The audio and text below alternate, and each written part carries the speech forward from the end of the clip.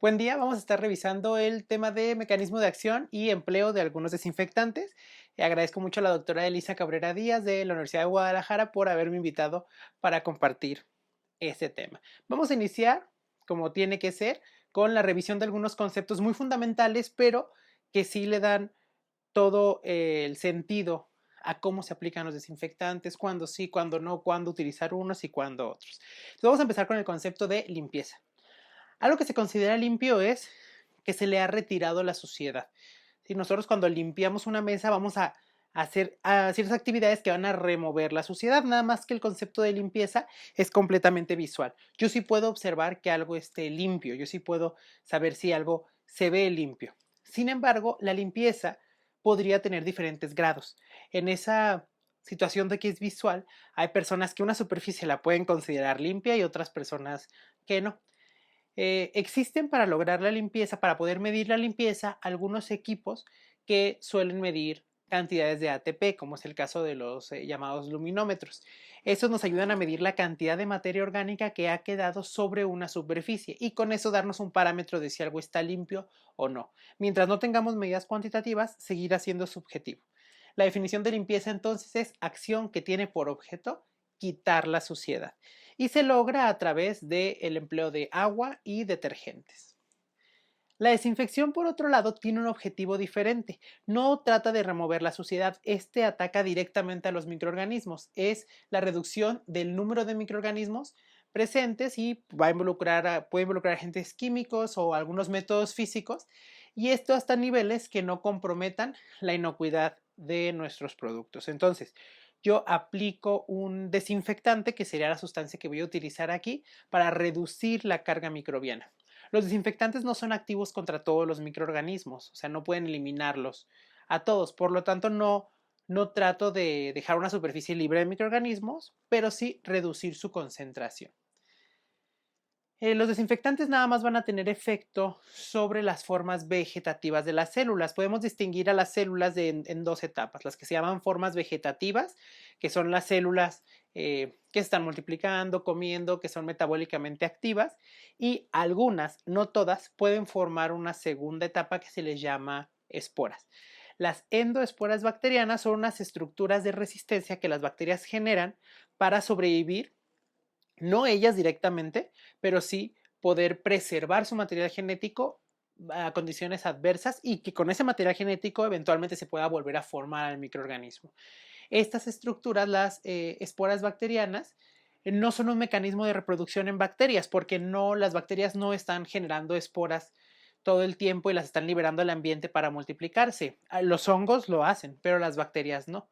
Dentro de las esporas de hongos, las esporas de hongos no son tan resistentes como las de las bacterias. Una espora de hongo puede considerarse casi igual de resistente al ambiente que una célula vegetativa. Acá con endoespora nos referimos a las endoesporas bacterianas. Hay géneros de bacterias que forman estas esporas, como lo son Clostridium y Bacillus, dentro de los cuales tenemos patógenos transmitidos por alimentos como Clostridium botulinum, Clostridium perfringens y del género Bacillus, Bacillus cereus. Entonces, la desinfección va a tener efectos sobre las células vegetativas, pero sobrevivirán las endoesporas. Un concepto muy similar al de desinfección, pero aplicado sobre tejidos vivos, es la antisepsia.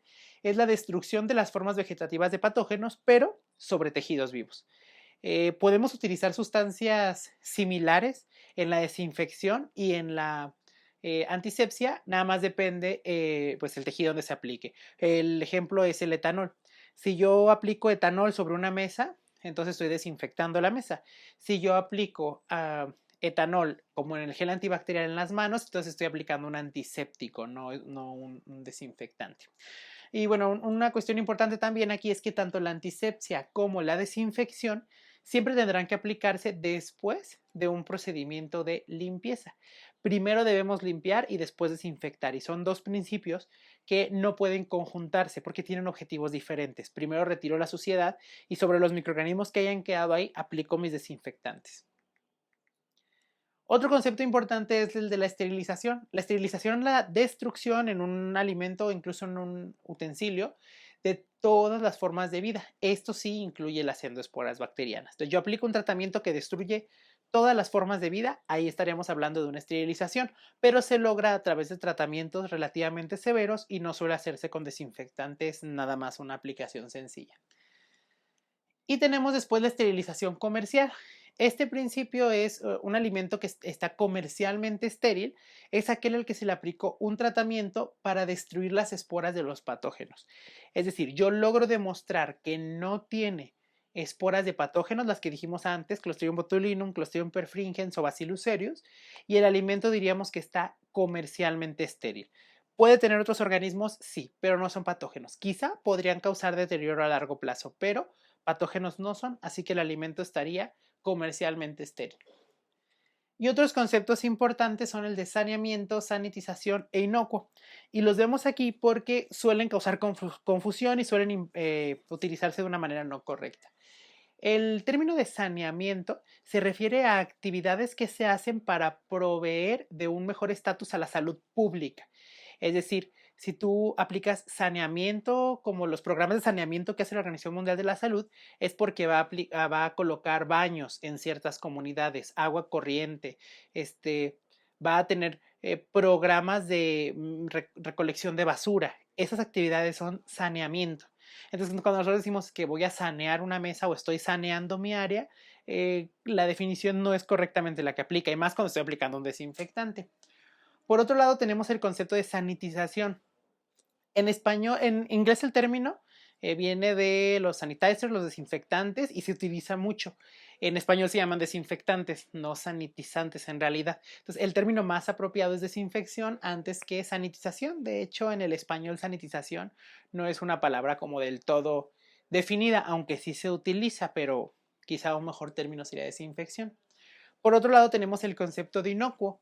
Algo que es inocuo es que no daña a la salud de los consumidores y estos lo van a ingerir, lo van a introducir a su cuerpo, lo van a poner en su piel, como en el caso de algunas cremas. Entonces, en ese tipo de productos, como los alimentos o los cosméticos, se puede demostrar la inocuidad. Pero si ustedes limpian y desinfectan una mesa, no pueden decir que la mesa es inocua. ¿Me explico? El término inocuidad no va en función a ya voy a dejar esta mesa inocua. No, no viene al caso. Entonces, que el término inocuidad es que un alimento tenga una probabilidad muy, muy baja de contener patógenos y por tanto se asuma que es seguro para la salud, porque el riesgo de enfermar es muy, muy bajo. Nunca va a ser cero, pero es muy bajo. Entonces no aplica directamente cuando yo desinfecto algo. Es muy importante también que revisemos lo que son los acabados sanitarios. Cuando uno está realizando la validación de procesos, por ejemplo, uno de lo que debemos revisar se llama calificación del diseño. En la calificación del diseño lo que yo tengo que hacer es observar los materiales y los acabados de los cuales están hechos mis equipos y mis utensilios. ¿Por qué hay que revisar los acabados? Porque estos deben ser acabados sanitarios. Quiere decir que se les debió dar algún tratamiento para que sean fáciles de limpiar. Algún tratamiento, por ejemplo, en una instalación es que las orillas, las esquinas de la instalación, que son difíciles de limpiar, que acumulan suciedad, se les dé un acabado con cemento o con algunas cubiertas plásticas para que quede curva y entonces ya se pueda limpiar fácilmente. Dentro de las superficies de los equipos que no haya uniones que puedan almacenar suciedad, eso es un acabado sanitario. Y que en todo caso el equipo también se pueda separar, desarmar y todo para limpiar las piezas por separado y que se pueda ejercer un procedimiento adecuado de limpieza y desinfección. Si no se cuenta con eso, el equipo o la superficie, lo que sea, no es apta para la producción de alimentos. Una sustancia química puede tener sobre un microorganismo diferentes efectos. Aquí en este gráfico estamos viendo un efecto bacteriostático. ¿Qué quiere decir? Yo tengo la carga microbiana inicial, la carga se está multiplicando y esta flecha vertical implicaría el momento en el que yo aplico mi sustancia química y si tiene un efecto bacteriostático, entonces se dejarían de multiplicar, pero no morirían. Es decir, quedarían tal cual, ¿sí? En cierta cantidad, a la cantidad que llegaron, y entonces tendríamos un efecto bacteriostático. Algunas sales, por ejemplo, para embutidos y demás suelen tener este efecto. Este efecto también lo vemos a través de algunos cambios físicos o modificar una atmósfera, disminuir la temperatura, eliminar un gas, etcétera, puede tener un efecto bacteriostático, pero no significa que sea letal. ¿Por qué es importante distinguir esto? Porque hay microorganismos patógenos que su sola presencia ya involucran un riesgo, como es el caso de Salmonella. Entonces, a mí colocar un bacteriostático para Salmonella puede que no me sea tan útil. Por otro lado, tenemos a los Clostridium botulinum y Clostridium perfringens, que su sola presencia no implican riesgo, sino que deberán multiplicarse. En el caso de Clostridium botulinum para formar toxina botulínica y en el caso de Clostridium perfringens para alcanzar la dosis infecciosa. Entonces, en ambos casos, si yo tengo una cantidad reducida y aplico un bacteriostático, ya no se multiplican y entonces sí podría yo tener un beneficio. Es decir, para algunos patógenos funciona aplicar un bacteriostático y para otros no. Ahora, si tuviéramos un efecto bactericida, al aplicar el desinfectante veríamos una reducción de las células viables. Esta línea rosa se mantiene porque seguirían quedando, como quien dice, los cadáveres de las celulitas, siguen quedando ahí. Entonces, para algunos fines, como en los alimentos, no es problema que se queden los cadáveres de células o los fragmentos de células ahí, porque a través del consumo de alimentos ya no me van a causar una infección, si ya no se multiplican y ya no forman la toxina, pues tampoco sería problema. Es importante también notar en qué momento yo aplico el bactericida, incluso el bacteriostático.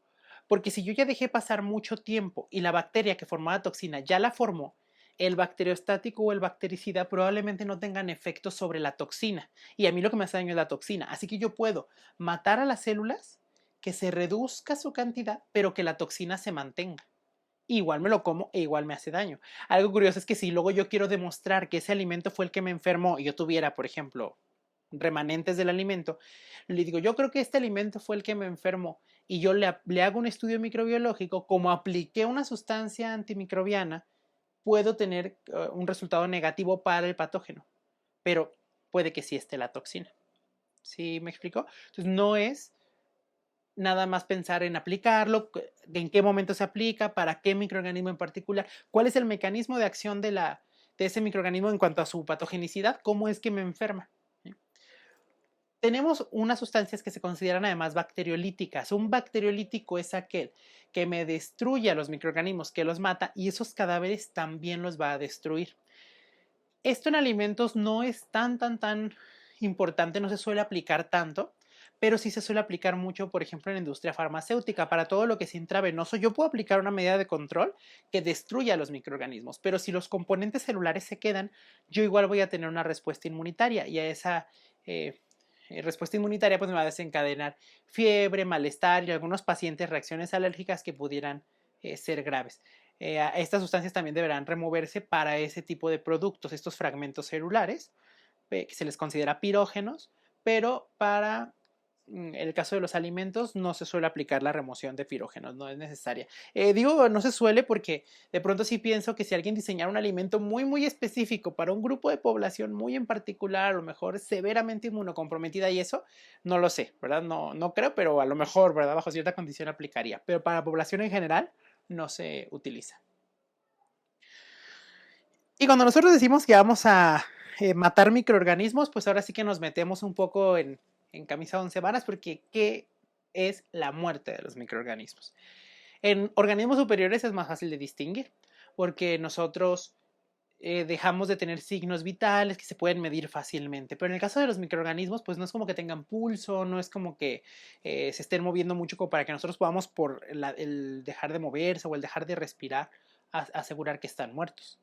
En el caso de los microorganismos es cuando pierda permanentemente la capacidad de multiplicarse y aún bajo condiciones óptimas.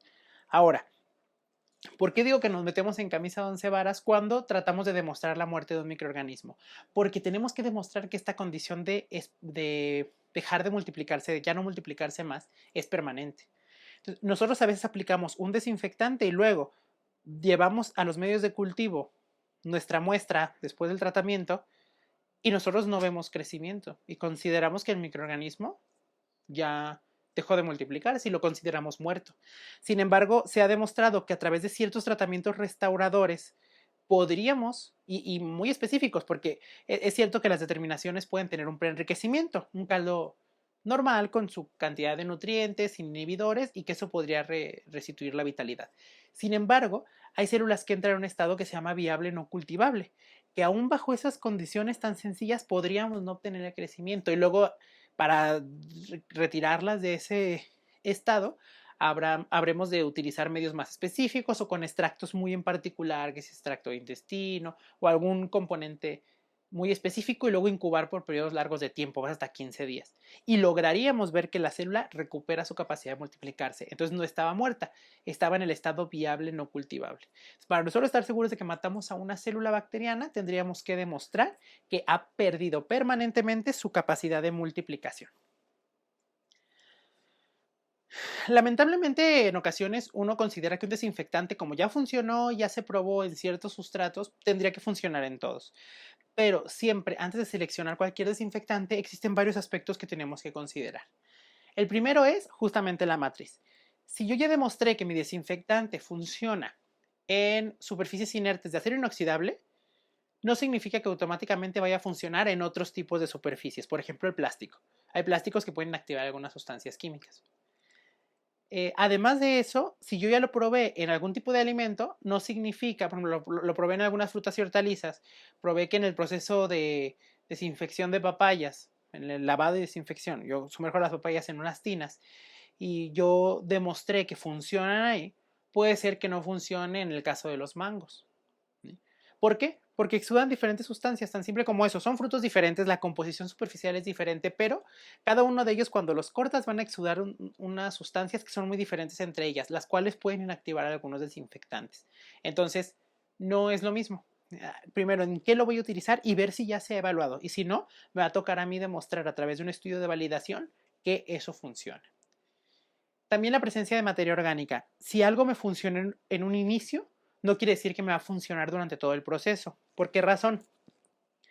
En el caso, por ejemplo, de frutas y hortalizas frescas, que es como el ejemplo más típico, pero se puede aplicar a lo que sea, ustedes tienen un contenedor con un desinfectante y ustedes colocan ahí una cantidad de lote de alimentos y se va a lavar, va a quedar limpio, pero va a liberar materia orgánica, va a liberar suciedad. Y los desinfectantes que están y también va a liberar microorganismos. Los desinfectantes que están en el agua van a destruir a esos microorganismos, pero no suelen ser específicos. Pensemos en el caso de las soluciones cloradas.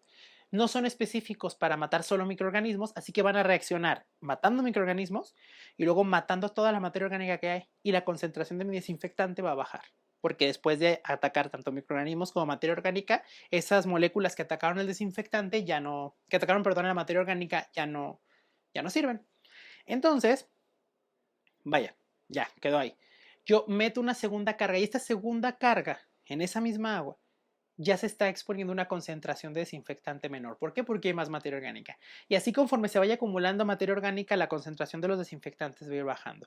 Así que una solución puede funcionar muy bien a las primeras horas de proceso y muy mal en horas posteriores. La concentración y el tiempo de exposición.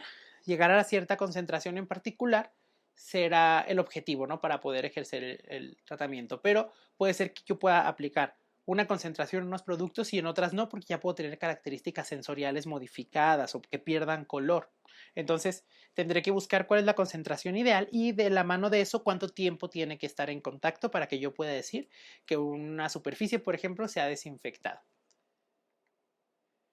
Otro muy importante es el pH. El pH se refiere a el potencial de hidrógeno, que es una medida que nosotros tenemos para saber cuántos iones de hidrógeno hay en una solución, y que va de la mano con qué tan ácido o qué tan alcalino, aunque no es directamente la misma medida, la de la acidez, pero bueno, va de la mano.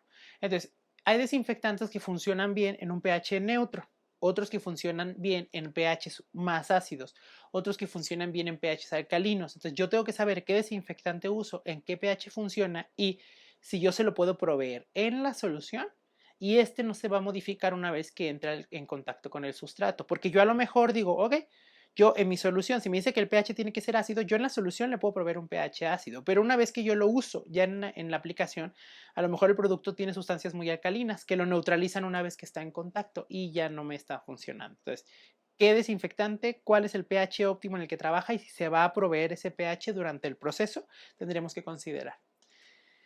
Eso sería con respecto a los desinfectantes y algunas características fisicoquímicas. Sin embargo, también hay unos propios de los microorganismos. Primero, el tipo de microorganismo. Dentro de todos los microorganismos que hay patógenos, habrá unos que sean más susceptibles que otros. Podemos decir como que de manera general, ya dijimos que las esporas son más resistentes que las células vegetativas y dentro de las células vegetativas habrá unas que más y otras que menos. Las gram positivas podríamos decir que son más resistentes que las gram negativas. Podríamos decir porque hay desinfectantes específicamente diseñados contra gram positivas o que actúan mejor contra ellas, ¿verdad? Entonces, ¿qué tipo de microorganismo es? ¿Cuál es el que yo quiero erradicar? ¿Cuál es el que más me preocupa? Y si ese desinfectante funciona, si es de amplio espectro o si es específico para ese microorganismo. Por otro lado, tenemos la cantidad. Los desinfectantes actúan matando microorganismos y nosotros empezamos a ver una reducción en la concentración del microorganismo. De que si había 100,000, luego puede haber 10,000, luego 1000 y así, ¿no? Va reduciendo, casi siempre a un ritmo constante, si las condiciones se mantienen. Entonces, el tiempo de contacto y la concentración me va a servir para inactivar una cantidad de microorganismos, pero si la cantidad se incrementa mucho, no significa, o sea, el desinfectante va a reducir esa cantidad, pero me va a quedar otro remanente. Por ejemplo, pensemos en un desinfectante que reduce 5 logaritmos. Si mi producto antes de la desinfección, o una superficie, por ejemplo, con un desinfectante, si la superficie antes de la desinfección tenía 3 logaritmos del patógeno y yo aplico un desinfectante que reduce 5, entonces mi resultado final va a ser 0, ya no va a quedar nada, ¿sí? Porque reducía 5 logaritmos y ahora reduce, y esto nomás tenía 3. Si tiene 5 incluso, sería eficaz. Pero ¿qué pasaría si en lugar de 5 tuviera 7 u 8 logaritmos de concentración? Entonces, si tenía 8 logaritmos, yo aplico un desinfectante que elimina 5 logaritmos y me quedan 3. Entonces, la superficie todavía contiene el microorganismo y el desinfectante funcionó muy bien, pero dentro de los parámetros que el desinfectante funciona. Esto ayuda mucho a que ustedes expliquen por qué las buenas prácticas higiénicas se tienen que guardar durante todo el proceso a pesar de que hay una medida de control. Todas las medidas de control funcionan de esta manera. Bajo ciertas condiciones reducen tal concentración. Y esa concentración es la que logran reducir. Si hay más concentración, van a reducir para lo que fueron diseñados, pero va a quedar un remanente. Entonces, mientras más cuidamos la higiene, incluso antes de la medida de control, más fácil es para la medida de control dar un resultado satisfactorio. Y por último, la resistencia. Conforme un microorganismo se expone con frecuencia a un producto químico, logran seleccionarse mutantes que con frecuencia pueden ser resistentes al desinfectante. En la industria se mitiga un poco esto a través de la rotación, que un tiempo se aplique cloro, luego se cambia alcohol a lo mejor, luego se puede cambiar a algunos ácidos, sales cuaternarias, etcétera, para estar previniendo la resistencia de los microorganismos y otros que naturalmente van a ser resistentes porque el mecanismo de acción del desinfectante no actúa sobre de ellos, a lo mejor actúa sobre unas proteínas que ellos no tienen, etc. ¿Cómo es que funcionan los desinfectantes? Bueno, tenemos dentro de una estructura bacteriana tenemos diferentes como objetivos, diferentes targets. Podríamos hablar primero de la pared celular, las cubiertas, pero la más frecuente es la pared celular que ataca a los desinfectantes y esta cubierta, esta pared celular, se puede ver afectada tanto en su ensamblaje como en su estructura general. Entonces, si nosotros afectamos alguno de esos, por ejemplo, un enlace que hagan algunos aminoácidos y demás para mantener la estructura y nosotros lo afectamos con un desinfectante, entonces se rompería la integridad y esto podría exponer al microorganismo a la muerte. La membrana plasmática, que es una barrera más interna en contacto con el citoplasma, de un lado está en contacto con el citoplasma, del otro digamos que está en contacto con la pared. La membrana plasmática es una estructura que se puede ver afectada primero en su producción de energía, porque las bacterias producen la energía en la membrana plasmática, porque no tienen mitocondrias como tal. Entonces ahí llevan a cabo todo el proceso de fosforilación oxidativa. Entonces, si afectamos eso, la célula podría morir. O directamente los mecanismos de transporte. La membrana plasmática es una barrera semipermeable. Hay sustancias que pueden atravesar esa barrera. Entonces, si nosotros afectamos los mecanismos de transporte, podemos hacer que la célula pierda iones que son importantes o ingrese sustancias que le pueden hacer daño o alterar esos mecanismos. Y por último tenemos directamente el contenido citoplasmático. En el citoplasma pues tenemos reacciones metabólicas como las de construcción de sustancias, que es el anabolismo, destrucción de sustancias, que es el catabolismo, y tenemos directamente ácidos nucleicos. En el caso de las bacterias no se encuentran protegidos por una membrana, entonces los tenemos expuestos en el citoplasma. Una vez que un desinfectante tenga acceso ahí, podría tener efectos sobre algunas reacciones o, por ejemplo, a través de la inactivación de enzimas, o podría tener efecto sobre los ácidos nucleicos directamente y entonces generar una muerte celular. Dentro de los grupos de desinfectantes tenemos estos que podríamos decir son los más frecuentes. Vamos a hablar del mecanismo de acción de cada uno, visto desde un punto de vista muy académico de pronto, pero también daremos los consejos prácticos para que esta información les sea de utilidad. Bueno, vamos a empezar con los detergentes. Los detergentes se aplican en la etapa, principalmente en la etapa de limpieza de las superficies. Sin embargo, pueden de pronto fungir como desinfectantes porque sí suelen tener un efecto antimicrobiano. Es el caso de las sales cuaternarias de amonio que pueden tener un efecto como el que vamos a hablar aquí en los detergentes.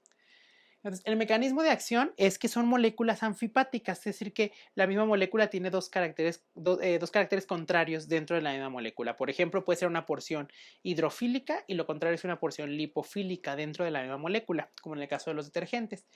Estas moléculas anfipáticas rompen las membranas biológicas porque se intercalan dentro de la bicapa de los fosfolípidos. Como tiene una porción que es liposoluble, se intercalan con esa parte de las membranas y luego pueden solubilizar pues, los lípidos y las proteínas y al solubilizarlos pues desintegran la membrana plasmática. En estructura tendríamos algo como lo que estamos viendo aquí.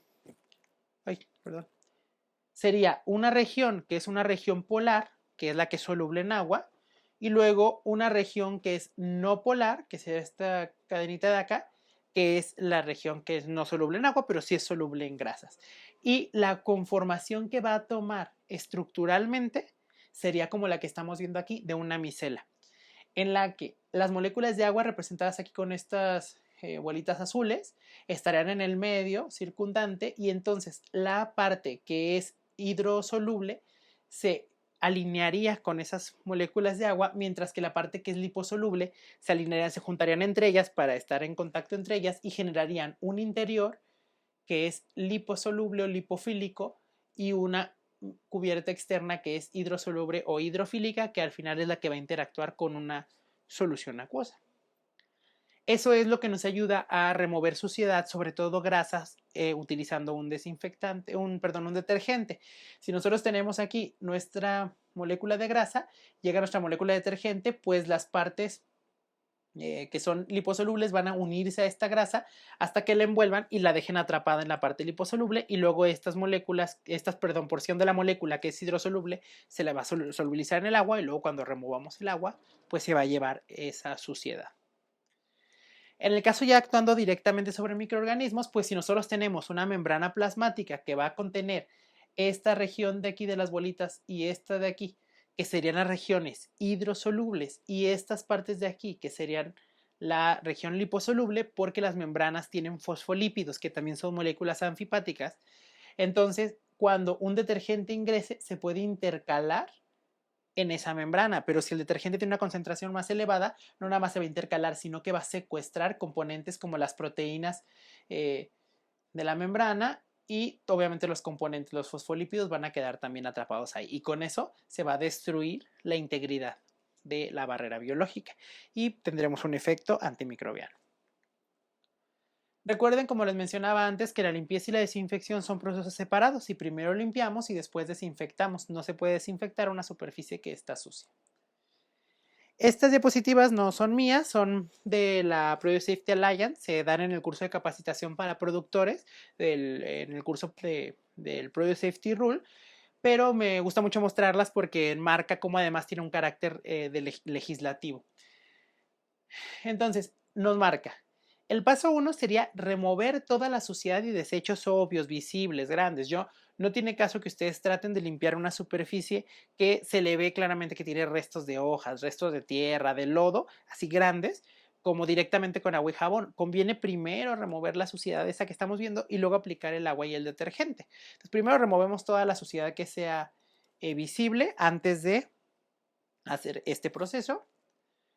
Luego, ahora sí, aplicaríamos el detergente adecuado, el que hayamos seleccionado, y vamos a frotar la superficie. Esto va a hacer que los componentes del detergente secuestren las moléculas que ya estábamos mencionando y demás y las puedan remover, y también puede tener un efecto antimicrobiano.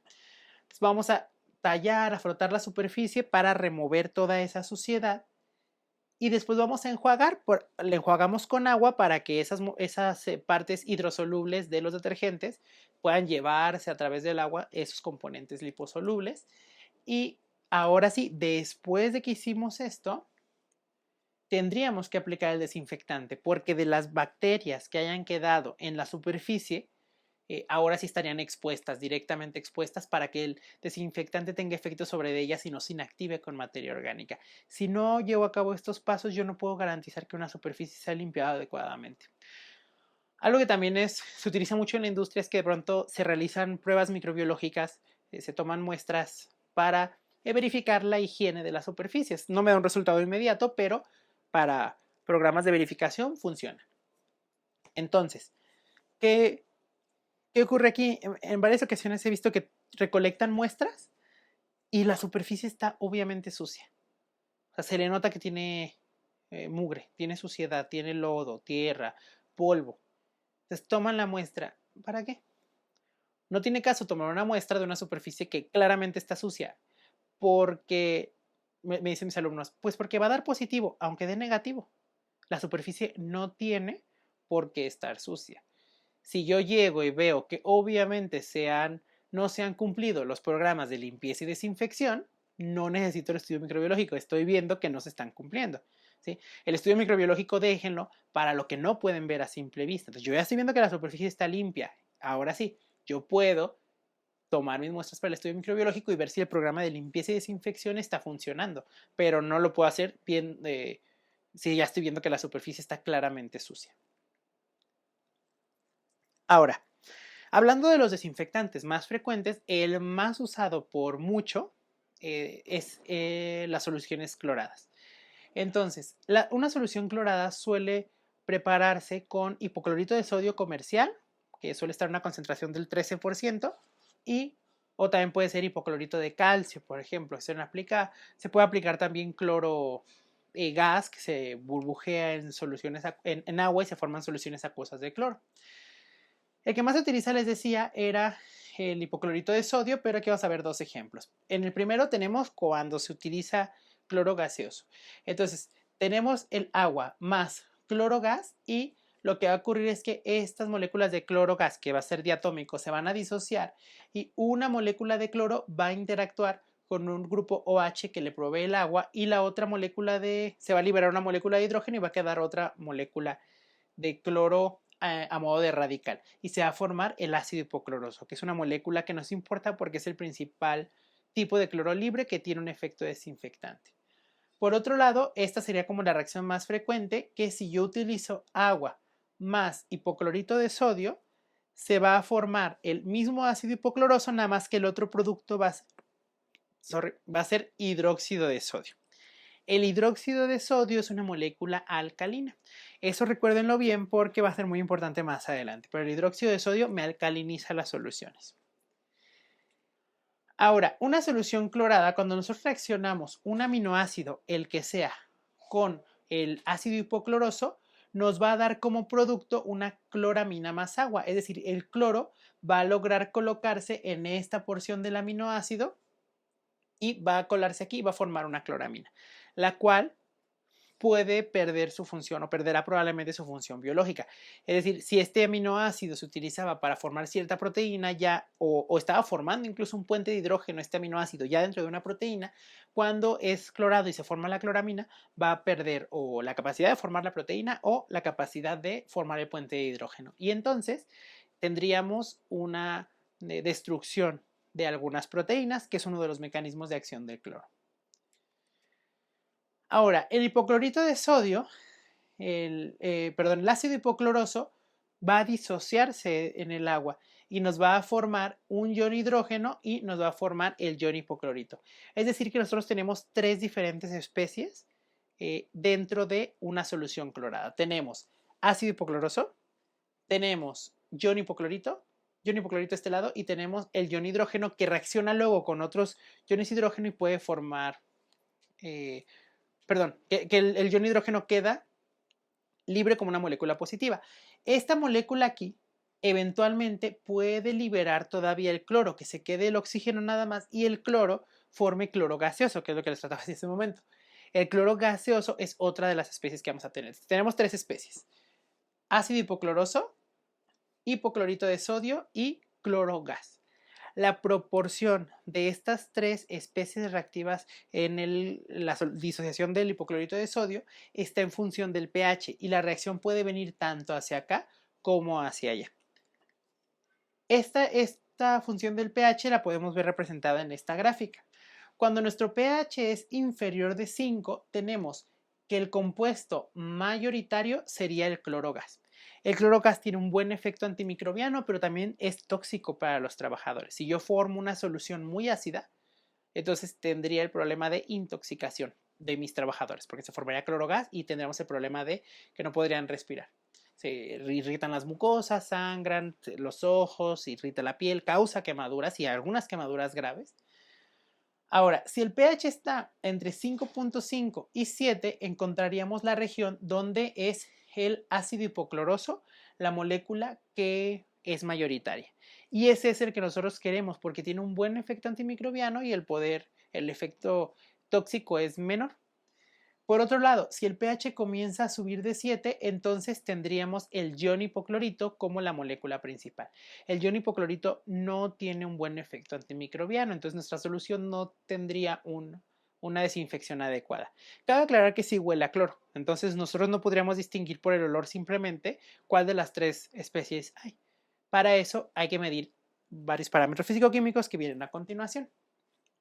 También de que es muy importante que en nuestras casas evitemos mezclar ácidos con hipoclorito. Existen múltiples reportes, múltiples casos cada año, sobre todo de amas de casa que se intoxican en el hogar tratando de crear como un buen proceso de desinfección, porque el vinagre se utiliza como un limpiador en casa. También se suele emplear el cloro y entonces a veces revuelven vinagre con el hipoclorito y se forma cloro gaseoso y pueden tener consecuencias graves de intoxicación. Depende mucho de si están en un espacio encerrado. Muchas de los casos que se han reportado están las amas de casa encerradas en el baño limpiando y ahí es donde mezclan el cloro, el hipoclorito de sodio con el vinagre y de ahí se genera el cloro gaseoso. ¿Qué factores van a afectar la efectividad de las soluciones cloradas? Primero, la calidad del agua. El agua, mientras mayor cantidad de iones tenga, uno, se va a alterar su pH y eso ya sabemos que afecta a la solución. Y dos, se va a el cloro, el ácido hipocloroso puede interactuar con estos iones, formar otros compuestos y ya no tener efecto antimicrobiano. Entonces, mientras mayor cantidad tenga de minerales, puede ser menos efectiva. Entonces, el agua deberá ser potable. La temperatura y de haber sido sometido a un proceso pues, de potabilización que remueva esto. La temperatura es otro factor importante. Mientras mayor sea la temperatura, más es la evaporación del cloro y puede formarse clorogas, que también es tóxico. El pH ya dijimos, la solución deberá estar entre 5.5 y 7. Y la materia orgánica, que ya mencionamos también, el cloro al no ser específico va a atacar indistintamente a la materia orgánica y eso puede generar que no tenga efecto antimicrobiano. También es muy importante la concentración y el tiempo de exposición. No significa en este caso que más tiempo y más concentración siempre significará que es mejor. Hay una concentración óptima y hay un tiempo óptimo, tanto por inocuidad como por calidad. Es decir, si nosotros exponemos demasiado tiempo una solución clorada a un producto, puede ser que éste sufra problemas de calidad. El caso de las superficies, que pues pronto se deteriore, se vea corroído, etc. En una empresa, y otra cuestión muy importante acá sobre el pH, es que les mencionaba que cuando se utiliza el hipoclorito de sodio, uno de los productos era el hidróxido de sodio. Entonces lo que ocurre es que cuando tienen ustedes su tina con agua, su cubeta con agua, tienen el agua en condiciones óptimas, ustedes agregan el hipoclorito de sodio y se genera el hidróxido y la solución siempre sube su pH. ¿Sí? Cuando ustedes lo preparan así, siempre el pH se incrementa. Entonces, es muy importante que o suelen emplearse en las empresas acidificantes. Para que yo tenga un agua acidificada, ya eso dependerá, ¿verdad? Del producto, del tipo de agua y demás, pero que yo, por ejemplo, puedo tener mi agua en un pH de 6, porque a lo mejor yo ya tengo visto que sube una unidad por el hidróxido de sodio. Entonces, cuando yo pongo el hipoclorito de sodio, yo lo tengo en 6, va a subir a 7, todavía funciona. Lo puedo dejar en 5.5 para que suba a 6.5, pero tendré que emplear un acidificante. Entonces, en las empresas lo que se hace es monitorear. Hay que monitorear el pH, de preferencia un monitoreo continuo, pero si este no puede ser, habrá que hacerlo discontinuo cada cierto tiempo. Hay que monitorear la concentración. Si la concentración disminuye, se pueden hacer dos cosas. Uno es reponer más desinfectante. Esto es una medida que solamente se sugiere si ya estás en las últimas etapas de proceso. Si ya estás en las últimas etapas de proceso, a lo mejor puedes ajustar un poco la concentración, pero a sabiendas de que ese cloro, si ya disminuyó, es probablemente por la acumulación de materia orgánica. Así que, aunque esté la concentración, me va a durar muy poco o probablemente sea menos efectiva. Entonces, más que estar ajustando la concentración, suele requerirse establecer programas de recambio de la solución desinfectante. Por otro lado, la turbidez. La turbidez es una medida que me ayuda a saber de cierta manera qué cantidad de materia orgánica estoy incorporando. Y por último, el potencial de óxido-reducción. Dado que el ácido hipocloroso tiene un mecanismo de acción que es la oxidación de los componentes celulares, entonces el ORP es una excelente medición de eso. ¿Por qué razón? Porque a través del ORP yo puedo saber cuando un ambiente es oxidante. Entonces, si yo preparo una solución clorada y determino cuál es el pH, el ORP, este deberá ser superior a los 650 milivoltios. En esta tabla tenemos una evaluación de diferentes patógenos e indicadores con los tiempos de sobrevivencia que tienen en función del potencial de óxido reducción cuando las soluciones son de este tipo. Por ejemplo, una soluciones cloradas. Una solución que tiene menos de 485 milivoltios, lo que va a provocar es que en el estudio no se logró inactivar E. coli o 157H7 hasta después de 300 segundos, o sea, más de 300 segundos sobrevivió. Salmonella igual y Listeria igual. Los coliformes termotolerantes, por ejemplo, aquí en este estudio, en 48 horas no se vio una reducción. Sin embargo, cuando nosotros ya rebasamos los 665 milivoltios en el ORP, E. coli 157 solo sobrevivió 10 segundos, Salmonella 20, Listeria monocytogenes 30 y los coliformes termotolerantes 30 segundos también. Entonces, en 665 milivoltios durante 30 segundos sería una condición de inactivación. Claro, esto puede modificar en función de la materia orgánica, si hay protectores, etc. Les decía, ejemplos de aplicación en algunas empresas que se utiliza para desinfectar. Propiamente el agua es un lavado del fruto para quitarle la suciedad, pero esto no garantiza la destrucción de microorganismos en la superficie. El desinfectante más bien se aplica para cuando yo sumerjo las papayas y estas desprenden materia orgánica y desprenden microorganismos, los microorganismos sean inactivados por el desinfectante en el agua. Así cuando yo meto otras papayas que no estén contaminadas, no se me van a recontaminar. Si esta papaya estuviera contaminada con salmonela y yo la sumerjo, se van a dispersar las salmonelas y me pueden contaminar varias otras unidades. Sin embargo, para eso el desinfectante, para que los patógenos en el agua se mueran y ya no se realice una contaminación mayor. ¿Por qué no garantizo yo que se han destruido todas las salmonelas de la papaya, todos los patógenos? Pues porque no puedo garantizar que la solución tuvo contacto con todos los microorganismos de la superficie, porque tiene irregularidades, porque tiene orificios y demás, y los microorganismos logran sobrevivir. Además, el fruto es materia orgánica. Parte del desinfectante puede inactivarse en contacto con la superficie. Fíjense, otra cuestión muy importante es que mucha gente con frecuencia mezcla el detergente con el cloro, pensando que va a tener un mejor efecto antimicrobiano o que va a lograr hacer las dos cosas, es decir, que voy a lavar y desinfectar al mismo tiempo. Y esto no se debe realizar, es un error. La razón es porque la gran mayoría de nuestros detergentes son neutros tirándole a alcalinos. Y quedamos que en pH neutro o alcalino el compuesto o el derivado del cloro que yo voy a tener mayor concentración es el hipoclorito, el ion hipoclorito. Entonces no voy a tener un efecto antimicrobiano, aunque huela a cloro. Ahí si en su casa luego ven a su mamá ahí revolviendo el jabón para trastes, por ejemplo, con el cloro, sépanse que ese cloro que puso no va a tener un efecto antimicrobiano. Dentro de la industria prácticamente con estos dos detergentes y cloro se cubre la gran mayoría de lo que utilizan, pero hay algunos que pueden emplear otros componentes. Dentro de los dos más destacados serían el etanol y algunos ácidos. Entonces vamos a empezar con el etanol. El etanol en principio es una molécula que funciona a través de la coagulación y desnaturalización de proteínas y en consecuencia la disrupción de la integridad de la membrana plasmática.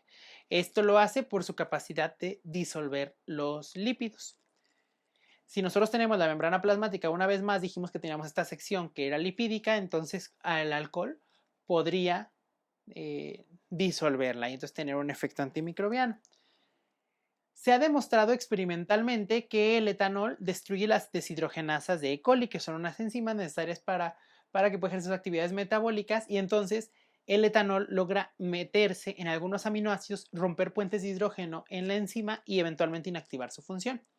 También se ha observado que el etanol incrementa la fase lag en Enterobacter aerogenes, la fase de adaptación en la curva de crecimiento, pero esa curva o eso se puede mitigar añadiendo aminoácidos después de adicionar el etanol. Entonces yo agrego el etanol, la fase lag se va a prolongar, pero si yo agrego aminoácidos, se elimina y otra vez puede salir de la fase lag ya entrando a la fase logarítmica. Entonces, lo que ocurre aquí es que probablemente el etanol destruyó enzimas que eran necesarias, pero al adicionar nuevos aminoácidos podría volver a formarse y por eso salen pronto de esa etapa de retardo. Acá tenemos una representación aquí de manera molecular, pero aquí ya un modelo un poco más en 3D, donde directamente se tiene la unión de estos dos aminoácidos, el ácido aspartico y la tirosina, y se observa cómo ya en la estructura tridimensional de la proteína estos dos forman un puente de hidrógeno. Sin embargo, que estaría representado aquí. Sin embargo, una vez que ha entrado etanol, el etanol logra meterse y ahora formar el puente de hidrógeno en las secciones que formaban estos aminoácidos el puente de hidrógeno. Y eso va a hacer que se unan más bien a moléculas de etanol y ya no se lleve a cabo esta unión. Y eso provoca un cambio conformacional en las enzimas. Y eso lleva eventualmente a la inactivación o a la pérdida de la función. Entonces, ese es uno de los mecanismos importantes. Hay que considerar que es más efectivo a 70 grados que a 96. Esta reacción de desnaturalización ocurre o se facilita, más bien se favorece en presencia de agua. Esta reacción requiere agua para llevarse a cabo, un medio acuoso, una solución acuosa. Entonces, cuando nosotros tenemos etanol a 70 grados, va a ser más efectivo porque tiene más agua que un alcohol a 96. Atención que la concentración no debería de bajar del 60% porque si no ahora perderíamos la efectividad, pero por la concentración reducida de etanol. Se maneja concentración entre 60 y 70 grados como la óptima para estas soluciones. Esto también aplica en el caso de los geles antibacteriales. Por ejemplo, en ese caso, la matriz acuosa pues le estaría proporcionando el gel. Ahí también se adiciona agua. Y que es activo, ya dijimos, contra células vegetativas y virus, pero estos virus tienen que ser envueltos. Es decir, debe ser un virus que tenga una cubierta hecha de proteínas y de lípidos, como es el caso de los virus envueltos. En tema de actualidad, pues es el caso del coronavirus, y ahí sí lograríamos destruirlos. No lograríamos destruir virus que fueran desnudos o esporas bacterianas. También es muy importante que no deje residuos porque eventualmente se evapora. Entonces aplicamos sobre una superficie, dejamos evaporar y ya no quedaron residuos del desinfectante. Y lo malo, una consideración que es negativa es que tampoco es específico. Así que como el cloro puede inactivarse al reaccionar con múltiples aminoácidos, proteínas de la materia orgánica en general o con lípidos de la materia orgánica en general y llevar a que no esté siendo específico contra microorganismos. Requerimos el contacto directo. Ejemplo de aplicación, aquí es algo muy particular, que es el etanol así aplicado a 70 grados desinfecta, más no esteriliza. Entonces yo debo evitar emplearlo para desinfectar o para tratar utensilios médicos que van a entrar en contacto con tejidos expuestos. Ha habido problemas de infección de heridas, principalmente por esporulados, ya nos imaginamos por qué, en utensilios médicos que han sido desinfectados pero con etanol. Entonces se eliminaron a las células vegetativas pero quedaron esporas, por ejemplo de Clostridium perfringens, y causar la infección de las heridas, provocar gangrena, etcétera. Actualmente nosotros tenemos el ejemplo del etanol, pero con el gel antibacterial. Por lo tanto, el gel antibacterial no va a ser efectivo si ustedes no se lavan previamente las manos, o va a ser menos efectivo. Si hay suciedad visible, como cuando uno se lo pone y está viendo ahí los hilos de mugre, no está teniendo el efecto antimicrobiano. Lavado de manos con gel antibacterial y no lo sustituye.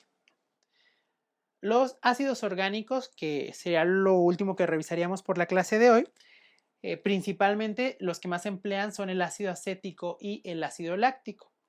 Esta sería la estructura de la mayoría de los ácidos orgánicos, son moléculas relativamente sencillas y su carácter más importante son moléculas pequeñas para poder ingresar a las células y también van a generar pues la disminución del pH. Todos estos ácidos se consideran ácidos débiles, por lo tanto sí ocurre una disociación, pero no van a cambiar severamente el pH. Sin embargo, en los organismos biológicos no se requiere una modificación del pH muy severa, o sea, no requerimos bajar hasta 2 para que ya pueda haber un efecto antimicrobiano. En esta figura, que la referencia, bueno, las han tenido en todas las diapositivas en la parte de abajo, que ustedes pueden consultar después, pero nos habla de cómo se explica el mecanismo de acción de los ácidos. Y lo que ocurre es principalmente que cuando nosotros tenemos, para empezar, que el pH, en relación a la disminución del pH, se va a incrementar el pK de los ácidos y por lo tanto vamos a tener, o se va a modificar el pK de los ácidos y vamos a tener por el pK de cada uno una mayor capacidad para penetrar en las células. Es decir, mientras más ácido sea un ambiente, más se facilita el ingreso de ácidos todavía al contenido citoplasmático. Una vez aquí va a haber una disminución del pH y esto va a afectar directamente a estructuras proteicas porque las proteínas pueden desnaturalizarse. Al estar una solución con un pH muy reducido tiene una gran saturación de iones hidrógeno. Tiene una gran saturación de iones hidrógeno, los puentes de hidrógeno que se formaban previamente en las proteínas podrían ya no necesitarse. Recuerden que es una interacción, un enlace no fuerte, es más una interacción digamos, del carácter electrostático. Entonces, al modificarse el pH, esa interacción ya no se da, ya no se requiere y la proteína puede cambiar de conformación. Entonces, tendríamos una desnaturalización de proteínas. La desnaturalización en proteínas, recuerden, es un proceso irreversible. Entonces, aunque el pH volviera a la normalidad, ya la proteína no y quedaría inactiva. También puede afectar al ADN, aunque la desnaturalización de ADN esa sí es reversible, pero una vez que se desnaturalice podría tener afectación. Una vez que la doble hélice se separe y luego recupere, dependiendo de la velocidad con la que lo haga, puede que se formen enlaces entre las mismas hebras de ADN y ya no con las hebras complementarias, así que sí puede tener cierto efecto, aunque no es el principal objetivo. Y bueno, ya dijimos, daño tanto de proteínas estructurales como de enzimas. Y al mismo tiempo afecta los canales de transporte de iones en la célula, porque la célula va a empezar, como el hidrógeno es un ion positivo, va a empezar a activar sus mecanismos para la expulsión de iones positivos, como pueden ser sodio o potasio, y va a empezar a afectar los sistemas de transporte. Y eso va en general a llevar a una desestabilización general una desestabilización total de la membrana plasmática. ¿Qué consideraciones podemos tener de los ácidos? Uno, que generalmente son reconocidos como seguros, que esto vendría de sus siglas en inglés, es decir, que el ácido láctico, el ácido acético se consideran ácidos que no van a afectar probablemente la salud del consumidor a través de los alimentos. Eso no quiere decir que no hagan daño físicamente, ¿verdad? Un ácido directamente, pues sí, pero ya diluido y aplicado en un alimento no genera residuos que sean peligrosos. Entonces, generalmente son reconocidos como seguros. También que la aplicación en conjunto con temperaturas más elevadas, como 52 grados centígrados, puede incrementar la permeabilidad de las células a los ácidos y que el efecto sea potenciado. Como medida de control en la carne cruda, en la producción de carne, se suele emplear la combinación de estos factores, por ejemplo, agua caliente y de la posterior aplicación de ácidos. El ácido acético suele emplearse en solución desde 0.3 hasta 3.5% con mayor frecuencia, mientras que el ácido láctico se puede utilizar un poco más concentrado, del 2 al 10%. Es muy importante también evaluar si no se van a afectar las características sensoriales de un producto. En el caso de la carne cruda, El ácido láctico no afectaría las características sensoriales porque es un ácido que se va a formar de manera natural en la carne una vez posterior al sacrificio, y a partir del glucógeno se va a formar ácido láctico en el proceso anaerobio de las fibras musculares. Entonces, era un producto que ya se iba a formar y que es parte, que provoca parte de los cambios de la carne que se consideran aceptables, como reblandecerla. Entonces el ácido láctico no iba a generar un problema o iba a afectar. Hay cepas bacterianas que pueden ganar resistencia a los ácidos con el tiempo. Entonces tenemos cepas que son un poco más resistentes a los ácidos, sobre todo si lo estoy aplicando con mucha frecuencia, y que eventualmente se pueden volver un problema, como deterioradores o algunos patógenos. Y el ácido peracético es más estable en presencia de materia orgánica. Este es otro ácido que se utiliza mucho, el ácido peracético o el peroxiacético, una vez que se adiciona peróxido de hidrógeno, y suele ser un poco más estable frente a la materia orgánica. Por lo tanto, a veces se prefiere como uno de los ácidos orgánicos. Además, el ácido peroxiacético, como el ácido láctico y el acético, está reconocido por muchos de los eh, instituciones u organismos que acreditan a los alimentos como orgánicos.